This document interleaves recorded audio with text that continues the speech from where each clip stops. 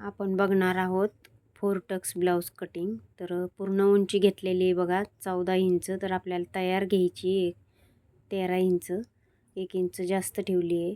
आणि शोल्डर घेतलेला आहे 5 इंच. तर दोन्ही साईडनं मोजून घ्यायचं. आणि गळ्याची जी उंची आहे मी खालच्या साईडनंच मोजते. तर 5 ठेवलेला आहे. तर तयार आपला 4.5 राहणार आहे. 2 इंच गळ्याची रुंदी ठेवलेली आहे. आणि आता गळ्याला आकार देऊन घ्यायचा. तर तुम्ही बघू शकता खालच्या साईडला मी 2.25 ठेवलं होतं. आणि मुंडा आहे ना, तर मुंड्याची उंची आपण 5.5 ठेवलेली आहे. आणि जो आपला 34 साईजचा ब्लाऊज आहे तर त्याची छातीचा भाग 8.5 इंच आणि 1.5 इंच शिलाई मार्जिन. तर मुंड्यातून आकार आपण 1.25 इंचावर दिलेला आहे. तर खोल गळा असला ना तर आपण 1.25 इंचावरूनच आकार द्यायचा, म्हणजे ब्लाऊज उतरत नाहीत आपले गळे. आणि कमरचं माप आपलं 29 साईजचं आहे. तर 7.25 इंच आणि 1 इंच डाचसाठी आणि शिलाई मार्जिंग आपली 1.5 इंच. तर आपण कटिंग करून घेत आहोत आपला आता पाठीचा भाग. तर तुम्ही बघू शकता 34 साईजचा ब्लाऊज आपण तयार करणार आहोत. आणि आता पूर्ण कट करून घ्यायचा आपला अस्तर. तुम्हाला कटिंग आवडली तर चॅनलला सबस्क्राईब करा. तर आता आपण पुढच्या भागाची कटिंग करणार आहोत. तर एक साईडनं आपण हुकलूक पट्टीसाठी 1/2 इंच ठेवलेला आहे. आणि पूर्ण आहे असंच आखून घेतलेला आहे बघा मागचा भाग. आणि आता शोल्डर जो गळा आहे आपला तो मोजून घ्यायचा 2 इंच. आणि उंची त्याची 6.5 इंच ठेवलेली मी. तुम्हाला पाहिजे तसा आकार तुम्ही देऊ शकता. तर मी गोल दिलेला आहे. आणि शोल्डर बरोबर आहे का मोजून घ्यायचं. आणि पुढच्या भागाला 1/2 इंचावरून गोल आकार देऊन घ्यायचा.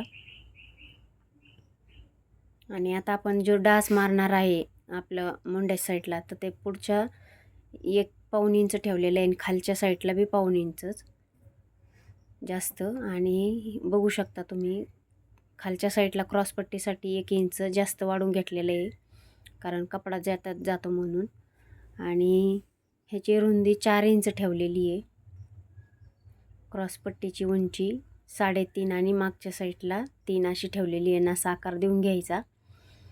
तर परत एकदा वरतून मोजून घ्यायचं मध्यभागून 3.5 आणि वरतून टक्स पॉईंट आपला 10 इंचावर ठेवलेला आहे. आणि रेष ओढून घ्यायची. तर हे दोन्ही साईडनं 1/2 इंच ठेवायचं, कारण आपण 1.5 इंच शिलाई मार्जिन ठेवलेली आहे त्याच्यासाठी. तर 1.25 इंच 1.25 इंच आणि ह्या साईडला 1.5 इंच पुढच्या. तर असे टक्स आखून घ्यायचे.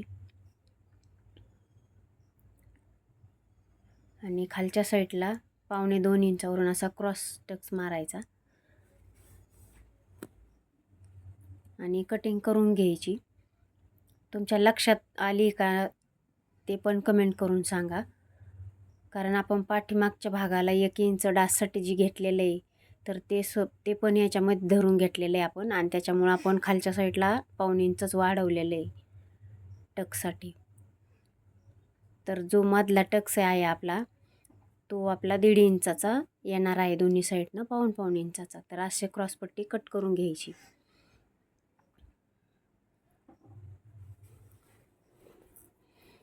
आता हे असे जे आपण टक्स आखलेले तर ते असे छापून घ्यायचे हाताने, म्हणजे दोन्ही साईडनं आपल्याला शिवताना सोपं जातं पटकन.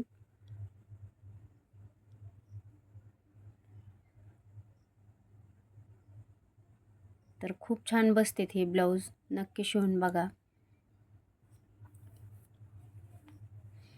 कशी वाटली कटिंग ते पण कमेंट करून सांगा. तर स्लीव्ज कटिंग ही आपली 10 इंचाची आहे बघा.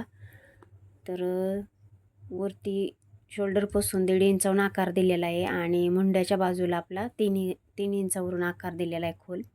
आणि दंडगेर मोजून अशा रेष वाढून मुंड्याचा शेप दिलेला आहे. आणि बाही आपली कटिंग करून घ्यायची. तर ही 10 इंचाच्या स्लीव्जसाठी 3 इंचाचाच मुंड्याचा आकार व्यवस्थित बसतो. आणि पुढचा भाग असा कटिंग करून घ्यायचा. तर आता आपण हे अस्तर आपलं मेन ब्लाऊजवर कटिंग केलेली आहे आता. तर तुम्ही बघू शकता ही वेलवेट ब्लाऊज आहे. तर वेलवेट ब्लाऊजची शिवण्याचा जो व्हिडिओ आहे तो पण नंतर लगेच येणार आहे, कारण वेलवेट ब्लाऊज शिवायला जड जाते मशीनवर, सरकतेत वगैरे. तर ते कशा पद्धतीनं शिवायचे ते पण मी तुम्हाला सांगणार आहे. आणि कटिंग करताना हा वेलवेट ब्लाऊज आहे, कुठला ब्लाऊज असू द्या, अर्धा इंच बाहेरूनच कटिंग करायची, अस्तरपेक्षा जास्तच ठेवायचं अर्धा इंचावर, कुठला पण कट करा. तर कशी वाटली कटिंग ते नक्की कमेंट करून सांगा. आणि व्हिडिओ जर आवडले तर एक लाईक करा.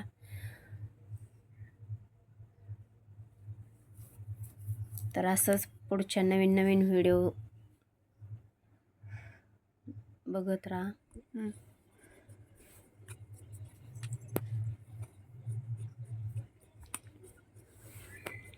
तर पूर्ण झालेली आहे आपली कटिंग आता. तर बघू शकता तुम्ही.